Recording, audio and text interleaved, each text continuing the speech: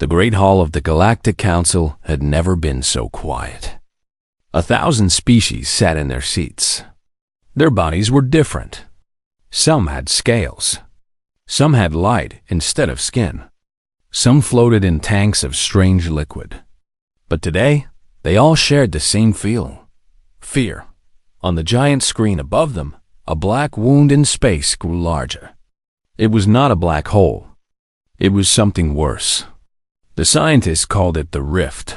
It had appeared 3 years ago at the edge of known space. Since then, it had swallowed 17 star systems. Billions of lives, gone, not dead, just gone. As if they had never existed at all. The Rift did not follow the laws of physics. It did not care about gravity or time or matter. It simply ate. And it was getting hungrier. Chancellor Vorn of the hegemony stood at the center podium. His crystal body flickered with nervous light. He had ruled his people for 200 years. He had seen wars and plagues and the rise and fall of empires. But he had never seen anything like this. "We have tried everything," he said. His voice echoed through the hall. "Our greatest weapons do nothing. Our ships cannot approach it. Our scientists cannot understand it. In 6 months, it will reach the core systems. In 1 year, half the galaxy will be gone." The silence that followed was heavy. No one spoke. What was there to say? Then an old voice came from the back of the hall. It belonged to High Sage Meller of the Archives. He was one of the oldest beings in the council. His species lived for thousands of years, and he had spent most of his life reading ancient texts. "There is one option we have not tried," Meller said slowly. "The old ritual. The summoning of the first." A wave of whispers went through the hall. Some delegates looked confused. Others looked horrified. "That is a myth," said Chancellor Vorn. "A story from before recorded history." "Many things we thought were myths have turned out to be real," Meller replied. "The Rift itself was considered impossible. Yet here it is." He walked slowly to the center of the hall. Despite his age, his eyes were sharp. The ancient texts speak of beings that existed before the first stars were born. They are called the Elder Ones. They shaped the universe. They wrote the laws of reality. And then they went to sleep, waiting to be called again. "And you believe we can call them?" asked a delegate from the Wanderer fleet. "I believe we have no other choice," Meller said. The debate lasted for 3 days. Many said it was foolish. Many said it was dangerous. But in the end, fear won. The council voted to try the ritual. What did they have to lose? They were already dying. The ritual took place on a dead moon at the edge of council space. Delegates from every species gathered to watch. Among them was a small group of humans. Humanity was young. They had only joined the galactic community 50 years ago. They were not the strongest species. They were not the smartest. Their ships were slow, their weapons were weak, and their lifespans were short. Most of the older species looked at them with pity. Some looked at them with curiosity. A few ignored them completely. Captain Yuna stood at the front of the human delegation. She was 34 years old. She had brown hair cut short and dark eyes that missed nothing. She had been a soldier before becoming a diplomat. She still moved like a soldier, careful, alert, ready. Beside her stood Lieutenant Taiwu. He was tall and quiet, with a face that rarely showed emotion. But Yuna had known him for 10 years. She could read him better than anyone. "Do you think this will work?" he asked in a low voice. "I think they are desperate enough to try anything," Yuna replied. The ritual began. Ancient words were spoken. Strange symbols glowed on the ground. The air grew cold. The stars themselves seemed to dim. And then, something answered. It came from everywhere and nowhere. It was darkness and light at the same time. It was a voice made of 1,000 voices. It was old. so old that even the oldest species felt like children before it. "You have called me," the being said. "I am Morris. I am the first. What do you want?" Chancellor Vaughan stepped forward. His crystal body trembled, but his voice was steady. "Great One, we face destruction. A wound in space threatens to consume everything. We beg you to save us." Morris was silent for a long moment. When it spoke again, its voice was almost amused. "I know of the rift. I can seal it. But nothing is free. There must be payment." "Name your price," Vaughan said. "We will give you anything. Planets, resources, technology, whatever you desire." "I do not want your toys," Morris said. "I want something real. Something valuable. I want a soul."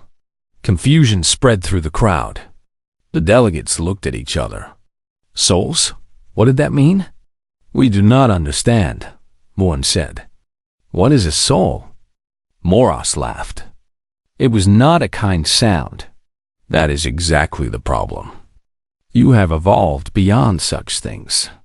You have made yourselves perfect and logical. You have removed everything that made you alive. You have no souls to give." The elder being began to fade. "Wait!" Yuna's voice rang out across the dead moon. Everyone turned to look at her. The tiny human woman, the representative of the youngest and weakest species in the galaxy. She stepped forward.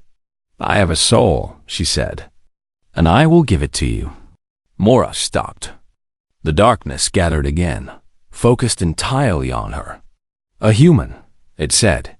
"How interesting." And in that moment, the fate of the galaxy changed forever. The human ship was called the Horizon. It was small compared to the massive vessels of the older species, but it was home to Yuna and her crew of 42 people. Tonight, it felt smaller than ever. Yuna sat alone in the observation deck. Through the window, she could see the distant glow of the rift. It looked almost beautiful from here, a swirl of darkness eating the stars. She had volunteered to feed herself to something just as dark. She wondered what that said about her. The door opened behind her. She did not need to turn around to know who it was. "You should be sleeping," she said. Tai Wu walked over and stood beside her. He did not sit down. He was too angry to sit. "You should not have done that," he said. His voice was calm, but she could hear the storm beneath it. Someone had to? No, someone did not have to. You chose to. Without asking anyone. Without thinking. Yuna finally turned to look at him. "I thought very carefully, Tai Wu. The aliens cannot give what they do not have. Their species evolved past emotions and connections long ago. They think souls are just stories. But we know better, do we?" Tai Wu asked. "Do we even know what a soul is? What it means to lose one?" "No," Yuna admitted. "But I know what it means to lose half the galaxy. Billions of lives. Children. Families. Entire civilizations. If giving up one soul can save all of that, then it is worth it." Tai Wu was quiet for a long time. When he spoke again, his voice was softer. "What if you die? Then I die. What if you become something empty? Something that looks like you, but is not you?" Yuna reached out and touched his arm. "Then you will remember who I was. And that will have to be enough." Tai Wu turned away. She could see his jaw tightening. He wanted to argue more. He wanted to shake her and tell her she was being foolish. But he knew her too well. Once Yuna made a decision, nothing could change her mind. "The crew is scared," he said finally. "They do not know what to think. Gather them in the common room. I will speak to them." An hour later, all 42 crew members sat in the ship's common room. Some were young. Some were old. Some had been with Yuna for years. Others had joined the crew just months ago. But they all looked at her with the same expression. Worry, confusion, fear. Yuna stood before them. She did not try to hide anything. "You all know what I have done," she said. "You all know what I have offered. I want you to understand why." She looked around the room. She saw Ensign Ji Woo, only 22 years old, with wide eyes and trembling hands. She saw Dr. Sujin, the ship's doctor, with her arms crossed and her face unreadable. She saw Navigator Minho, who always had a joke ready, now silent and pale. "The Galactic Council has many powerful species," Yuna continued. "They have technology we cannot imagine. They have lived for millions of years. But they have lost something along the way. They do not feel love the way we do. They do not feel fear or hope or wonder. They have made themselves efficient, perfect. But in doing so, they have given up the very thing that makes life worth living." She paused. "We humans are young. We are weak. We die after only 100 years if we are lucky. But we feel everything. We love so hard it hurts. We fear death, but we face it anyway. We hope even when there is no reason to hope. That is what a soul is. Not some magical thing floating inside us. It is the way we live, the way we care, the way we refuse to give up." Dr. Sujin spoke up. "Captain, I have been researching the elder being. I found old records from a species that made a bargain with it long ago. They are extinct now, but some of their writings survived." "What did they say?" Yuna asked. Sujin hesitated. There was one line that kept appearing. It said, "The soul that burns brightest feeds the void." A murmur went through the room. The words did not sound hopeful. "It could mean many things," Sujin said. "It could mean destruction. It could mean sacrifice. Or it could mean something else entirely. The records are not complete." Yuna nodded slowly. "Then we do not know what will happen to me." "No, Captain, we do not." Young Ji-woo raised her hand. Her voice was shaking when she spoke. "Captain, are you afraid?" Yuna looked at her. Really looked at her. She saw a young woman who had left Earth for the first time only a year ago. A young woman who still believed that the universe was full of wonders waiting to be discovered. "Yes," Yuna said honestly. "I am terrified. I do not know what will happen. I do not know if it will hurt. I do not know if I will still exist afterward. Then why do it?" Ji-woo asked. Yuna smiled. It was a sad smile, but it was real. Because being brave is not about not being scared. Being brave is about being scared and doing it anyway. Every human who has ever done something great was afraid. The first humans who sailed across unknown oceans were afraid. The first humans who went to space were afraid. Fear is not our enemy. Giving up is. She looked at all of them. Her crew. Her family. "I need you to be brave now. Not for me. For the galaxy. For everyone who's counting on us. Can you do that?" One by one, they nodded. Some had tears in their eyes. Some straightened their backs and lifted their chins. But all of them answered, "Yes, Captain." Yuna felt something warm in her chest. Pride. Love. Hope. Maybe that was what a soul felt like. 3 days. That was all the time she had left. But for now, she was surrounded by people who cared about her. People who would remember her. People who would carry her memory forward no matter what happened. And that, she thought, was enough. That was more than enough. The Galactic Council met again on the day before the ritual. This time, the Great Hall was filled with arguments and shouting. The alien delegates could not agree on anything. Some wanted to go forward with the humans' offer. Others thought it was foolish. A few did not care at all that Ambassador Velthos of the crystalline hegemony stood at the center of the debate. His body was made of living crystal, and it shone with angry red light as he spoke. "This is madness," he said. "We are placing the fate of the entire Galaxy in the hands of a primitive species that has barely learned to travel between stars. The humans are children playing with fire. The humans are the only ones who can help, replied Navigator Salem of the Wanderer Fleet. He was a thin being with silver skin and eyes like distant stars. None of our species could offer what the elder being demanded. Only they can, because they are foolish enough to believe in fairy tales, Lothar said with disgust. Souls are not real. They are a myth created by simple minds to explain what they do not understand. The human woman is offering nothing. Then why did Moras accept? Selim S.Veltaos had no answer for that. He turned away, his crystal body flickering with frustration. Elder Primarch Thessaly of the Communion of Thought spoke next.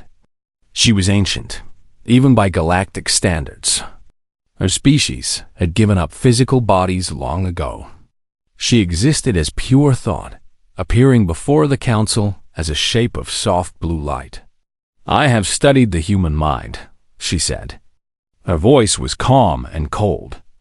They are emotional creatures. They make decisions based on feelings rather than logic. What they call a soul is simply electrical signals in their brains, chemical reactions that create the illusion of meaning. And yet, Selim said, those electrical signals and chemical reactions have produced art, music, love, and sacrifice. Things that our perfect logical minds have forgotten how to create. Forgotten by choice, Thessaly replied. We evolved beyond such things because they were inefficient. They caused pain. They caused war. We became better by removing them. Did you? Selim asked. Or did you just become less alive? The hall erupted in angry voices. Species shouted at each other. Old disagreements rose to the surface. For a moment, it seemed like the council would tear itself apart. Then a new voice cut through the noise. It was quiet, but somehow everyone heard it. May I speak? Everyone turned to look at the human delegation. It was not Captain Yuna who had spoken. It was a young woman standing behind her. Ensign Jiwoo, the youngest member of the crew. Chancellor Vorn looked surprised. Humans rarely spoke at council meetings. They were too new, too unimportant. But something in the young woman's eyes made him nod. Speak, he said. Jiwoo stepped forward. Her legs were shaking, but she forced her stand tall. I am nobody special, she said. I am just a young officer on a small ship. I have not seen much of the galaxy yet. I have not done anything great. But I have known Captain Yuna for 1 year. And in that year, I have learned more about what it means to be human than in all my years before. She looked around the hall at all the strange and powerful beings. You say souls are not real. You say we are foolish for believing in them. Maybe you are right. Maybe there is no magic light inside us. Maybe it is all just chemicals and electricity. But you know what? It does not matter. Her voice grew stronger. What matters is what we do with those chemicals and that electricity. What matters is that we love, even though love hurts. What matters is that we hope, even when hope seems foolish. What matters is that we are willing to die for each other, for strangers, for beings we have never met and will never meet. She pointed at the screen showing the rift. That thing out there does not care about logic. It does not care about efficiency. It does not care about any of us.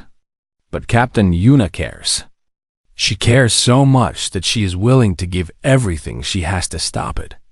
And if that is not a soul, then I do not know what is. The hall was silent. Every eye was on the young human woman who had just spoken to the rulers of 1,000 worlds. Finally, Selim spoke. His voice was soft with wonder. I have traveled the galaxy for 300 years, he said. I have seen countless species and civilizations. I thought I understood what made some species survive and others fail. I thought it was strength, or intelligence, or technology. He looked at Jiwoo, then at Yuna.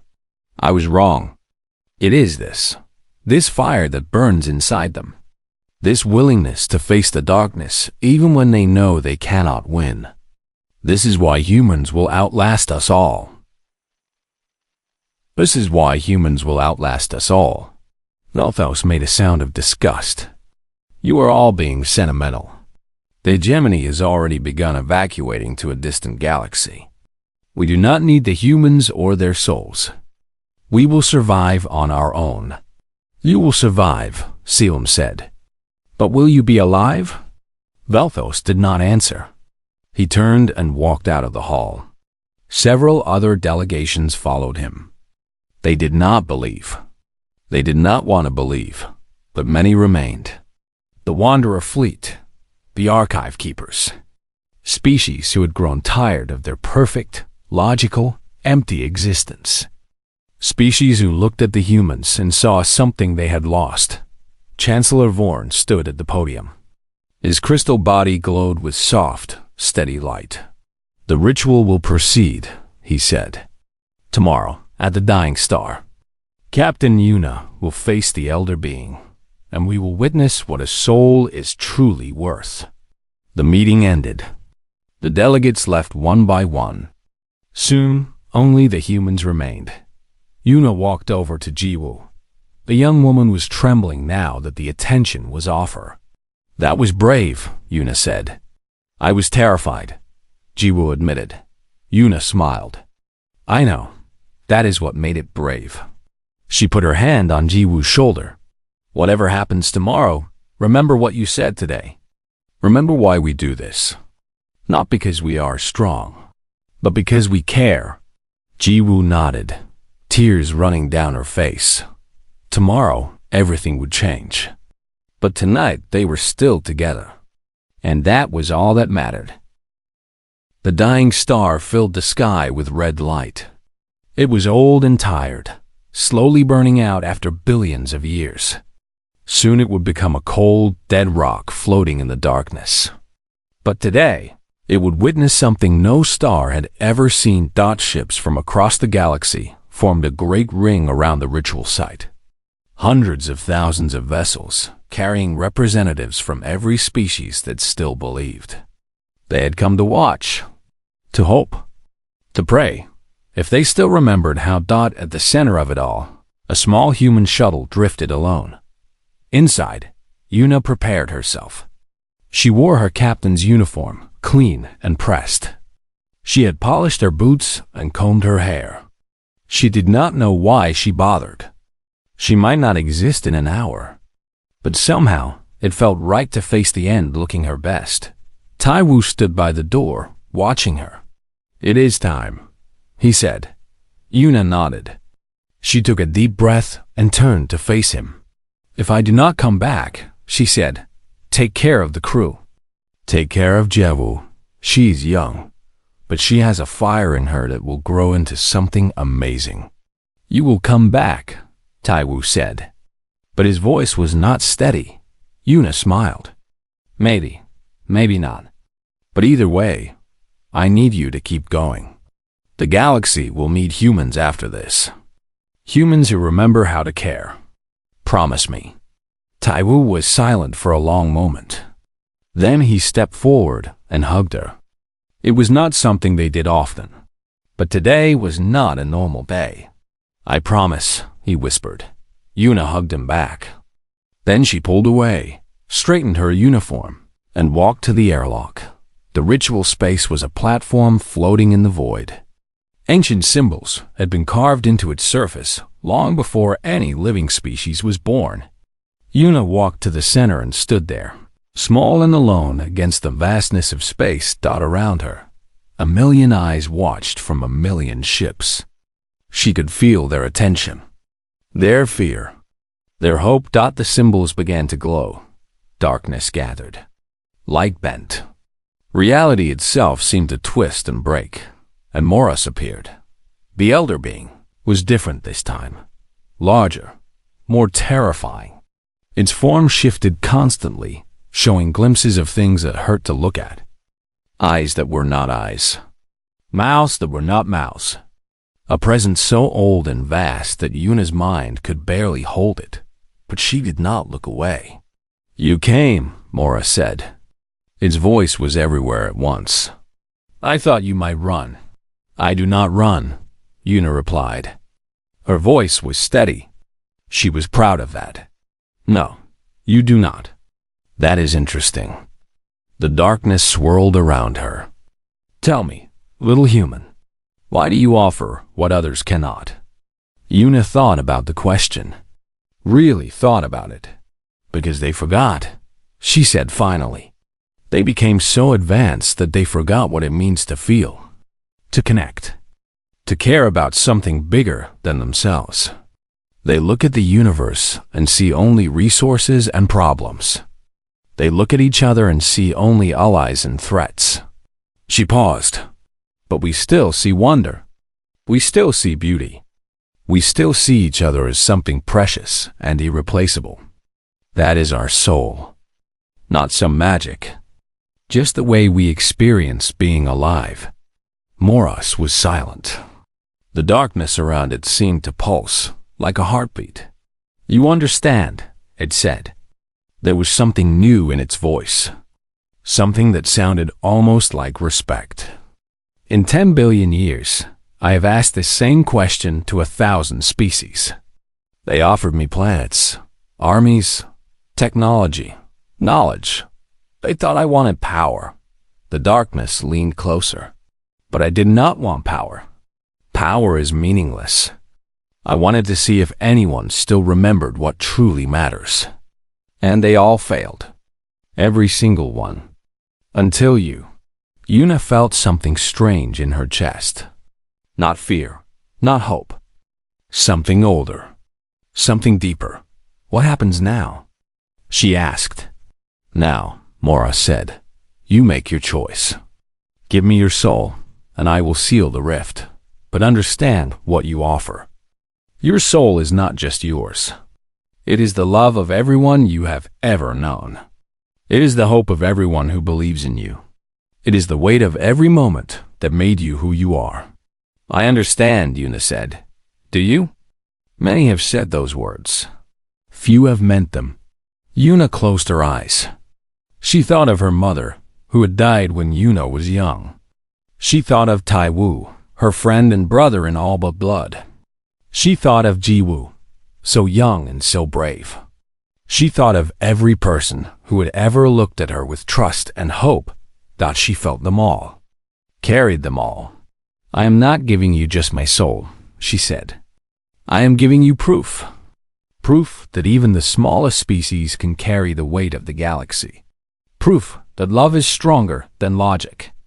Proof that caring for each other is not a weakness. It is the only thing that matters." She opened her eyes. "Take it. Take all of it. And save them." Morris was silent for a long, terrible moment. Then it laughed. The sound shook the universe. Ships trembled. Stars flickered. The watching aliens felt something they had not felt in eons. Awe. Pure, ancient awe. "Finally," Mora said. "Finally, someone understands." The darkness reached out and touched Yuna's chest. She felt warmth, light, an explosion of everything she had ever felt and everything she had ever been. It poured out of her like a river of fire. But it did not disappear. Instead, it spread. It filled the darkness. It touched Moras. It touched the watching aliens. It touched the dying star and the empty space and the very fabric of reality itself. And the rift began to close. Yuna watched as the wound in space healed. The darkness that had swallowed 17 star systems shrank and folded and finally vanished, leaving only stars behind. She had done it. But what had happened to her soul? She looked down at her hands. They were still there. She was still there. Moras spoke, and now its voice was gentle. "The soul that burns brightest feeds the void," it said. "But a soul freely given does not diminish. It multiplies. You have given me something I have not felt in eons, little human, hope. And in return, I give you something as well. Yuna felt something new in her chest. A spark. A piece of something eternal. What is it? She asked. A gift, Mora said. My gift to your species. Use it well. And then the elder being was gone. The ritual space went dark, but Yuna still stood.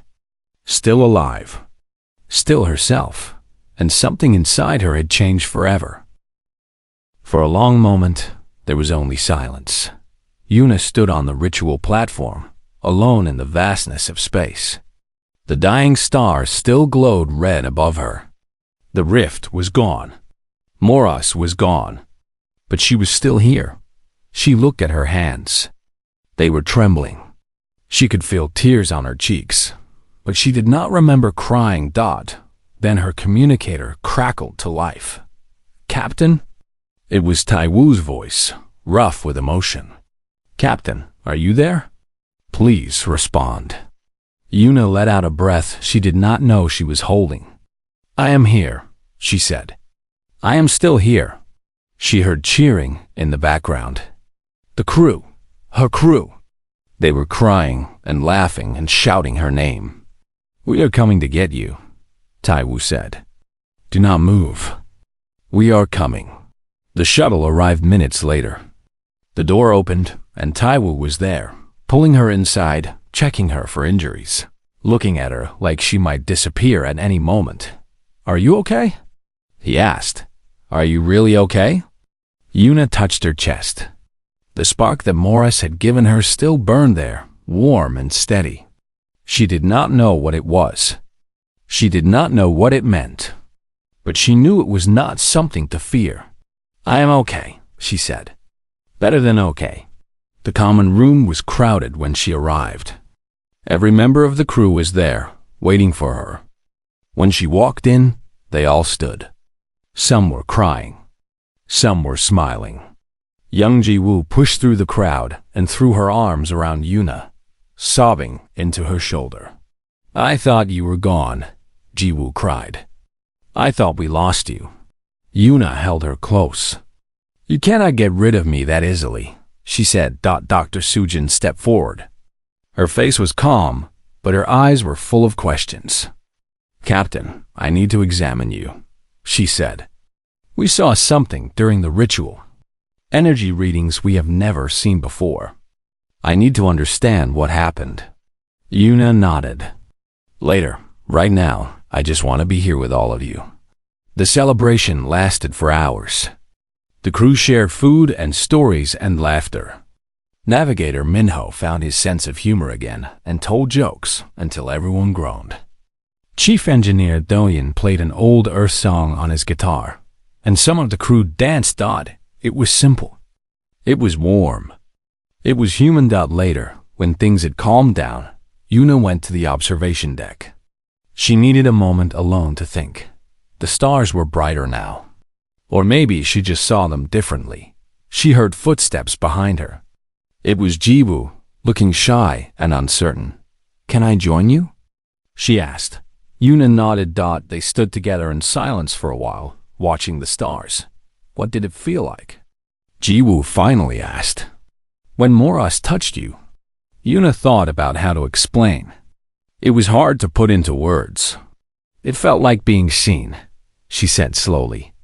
Like every moment of my life, every joy and every pain, every love and every loss was suddenly visible, understood, valued, not judged, just accepted. She paused. And then it felt like sharing. Like all of that love and pain was flowing out of me. But instead of disappearing, it was spreading, growing, becoming something bigger. Jiwoo was quiet for a moment. The aliens do not understand, she said. I heard some of them talking. They are calling it a miracle, a trick. Some are saying the rift was never real, that it was all a test. Maybe it was a test, Yuna said. Maybe Moras wanted to see if anyone in the galaxy still remembered how to care, how to sacrifice for others, how to love. And we passed? Yuna smiled. We passed. Not because we are strong or smart, but because we still feel. We still connect. We still hope. The next day, the Galactic Council gathered again. This time, the mood was different. The fear was gone. In its place was something new. Curiosity, wonder, and for some species, shame. Chancellor Vorn stood at the podium. His crystal body glowed with soft, warm light. "The rift is sealed," he announced. 17 star systems remain lost, but no more will follow. The galaxy is safe. He paused, and his light flickered with something that might have been emotion. "And we have the humans to thank." Murmurs spread through the hall. Many of the delegates looked at the small human delegation with new eyes. Navigator Xylem rose to speak. "I have studied the recordings of the ritual," he said. "What Captain Yuna did cannot be explained by any science we know. She offered something we thought was myth, and the elder being accepted it." He looked directly at Yuna. "Perhaps we have been wrong about many things. Perhaps in our quest to become perfect, we lost something essential, something the humans never gave up." Ambassador Velthos was not there. The crystalline hegemony had fled to another galaxy. They would survive, but they would be alone, cut off from everything they once knew, running from a threat that no longer existed. Some called it cowardice. Others called it wisdom. But everyone agreed it was sad. Elder Primarch Thessaly spoke last. Her blue light was softer than before.